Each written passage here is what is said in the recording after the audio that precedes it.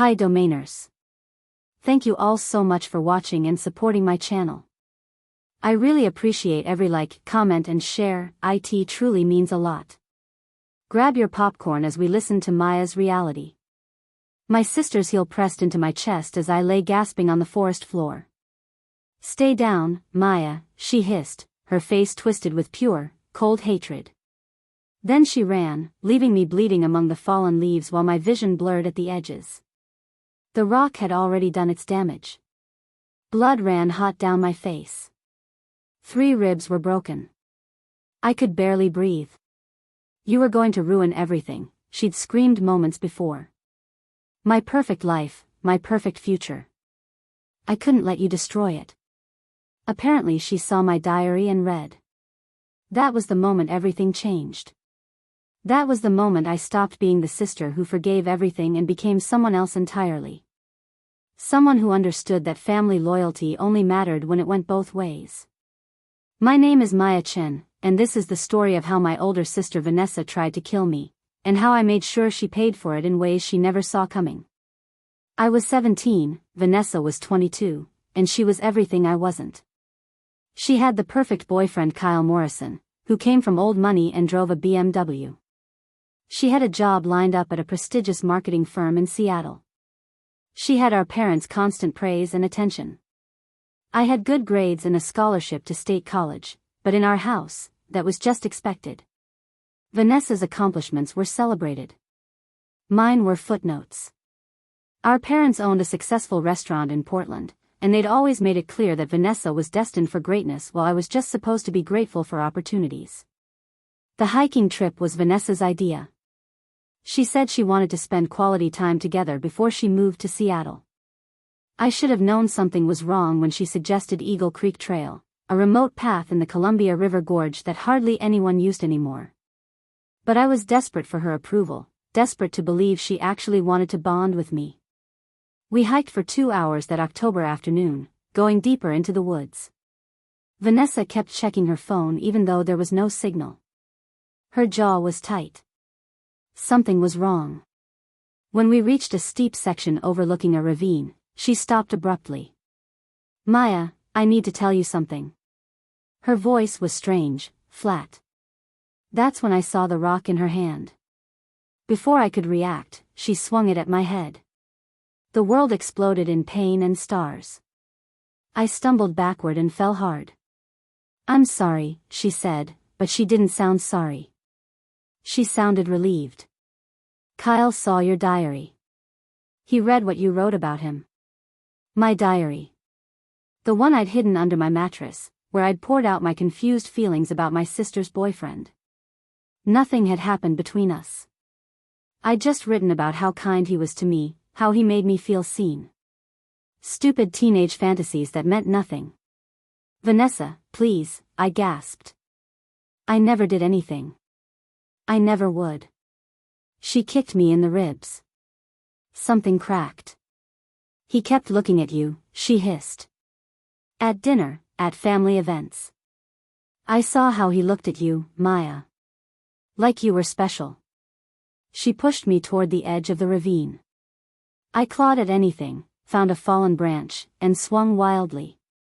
It connected with her leg and she stumbled. I ran, deeper into the forest, away from the trail.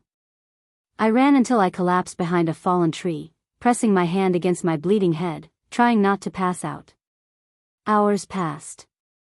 As darkness fell, hikers found me delirious and bleeding. I was airlifted to the hospital with a concussion, 3 broken ribs, and a shoulder injury. My parents rushed to the hospital. Vanessa came too, playing the devastated sister perfectly. She held my hand and cried, telling everyone how we'd gotten separated, how she'd searched for hours. I said nothing. Not in the hospital, not when the police came, not when my parents demanded to know what happened. I told them I'd slipped and fallen, that Vanessa had tried to find me. Vanessa's performance was flawless. She sobbed about feeling guilty. Our parents comforted her while I lay there with stitches in my scalp. That's when I understood. She was untouchable. If I accused her, no one would believe me. I needed proof. I needed a plan. I needed to wait. I spent a week in the hospital. When we were alone, Vanessa's mask slipped. "Smart girl," she whispered once. "You know what's good for you." I just stared at her, memorizing every detail of her face. She thought she'd won. She didn't know me at all. After discharge, I played the role of recovering victim perfectly. Quiet, withdrawn, focused on physical therapy. Vanessa moved to Seattle with Kyle, posting pictures of their perfect life. But I was watching. I taught myself to code using free online resources, learning to access information people thought was private. Vanessa had been sloppy. Her passwords were variations of the same phrase. I gained access to her email, her cloud storage, her messages. That's when I found the smoking gun. Photos she'd taken of my diary pages. Screenshots of texts with Kyle where she called me names, where she talked about getting rid of the competition. She'd documented her own jealousy and rage. She'd kept evidence of her motive. I saved everything to multiple secure locations. But I didn't go to the police. Putting Vanessa in jail would hurt our parents more than her. No, I needed something more precise. I needed to take away exactly what she tried to kill me for: her perfect life, her perfect future, her perfect reputation. I started with Kyle. Through careful observation, I'd learned he was unhappy. He'd told his best friend in private messages that he felt trapped, that Vanessa fit the image his parents wanted, but he missed genuine connections.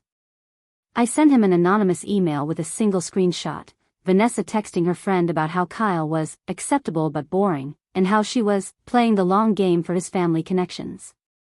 Kyle didn't confront her immediately. He started pulling away. Working late, making excuses. Vanessa's social media posts became more desperate to prove everything was perfect. A month later, Kyle broke up with her. She called me sobbing, actually expecting sympathy. "I don't understand," she cried. Everything was perfect.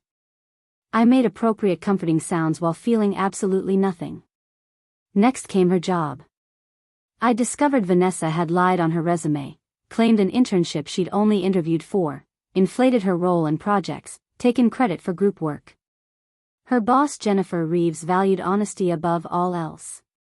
I sent another anonymous email with documentation. Screenshots comparing her real resume to what she'd submitted. Jennifer launched an investigation. Vanessa was fired 3 weeks later. Word spread quickly in Seattle's small marketing industry.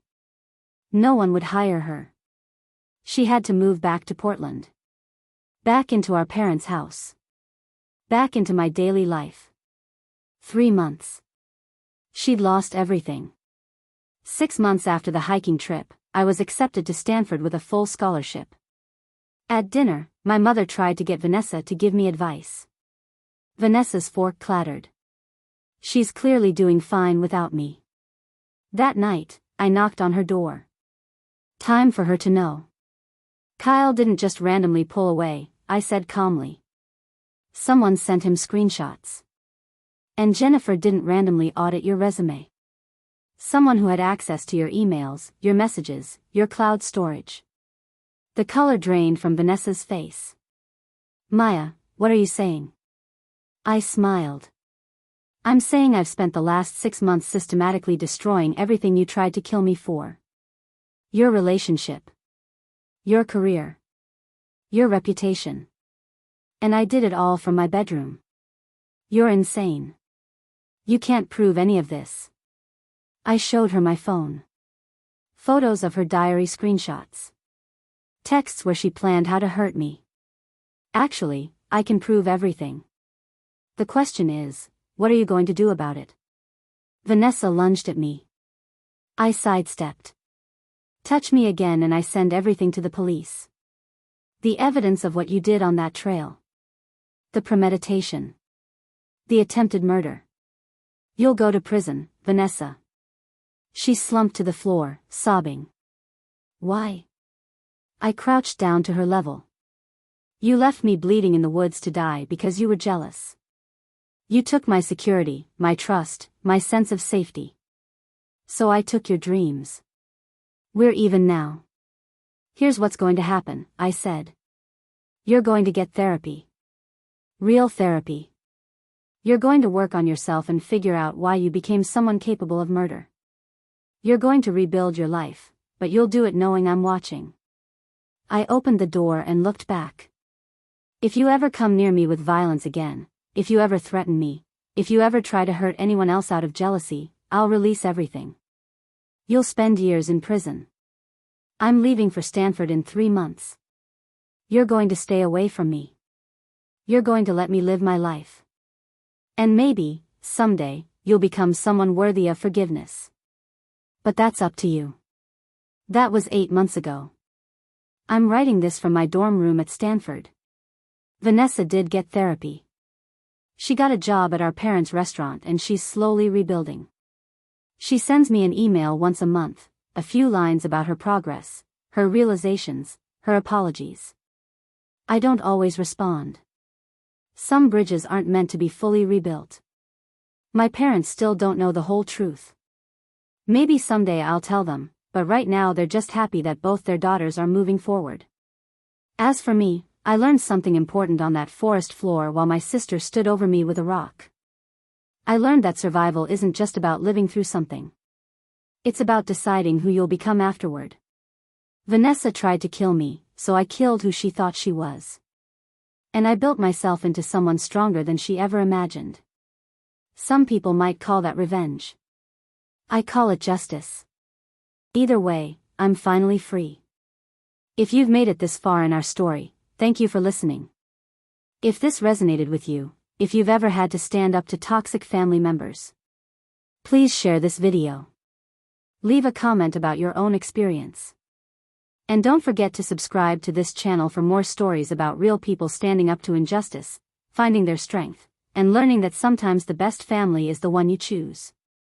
Remember, you deserve to be treated with dignity and respect, no matter what your age and status.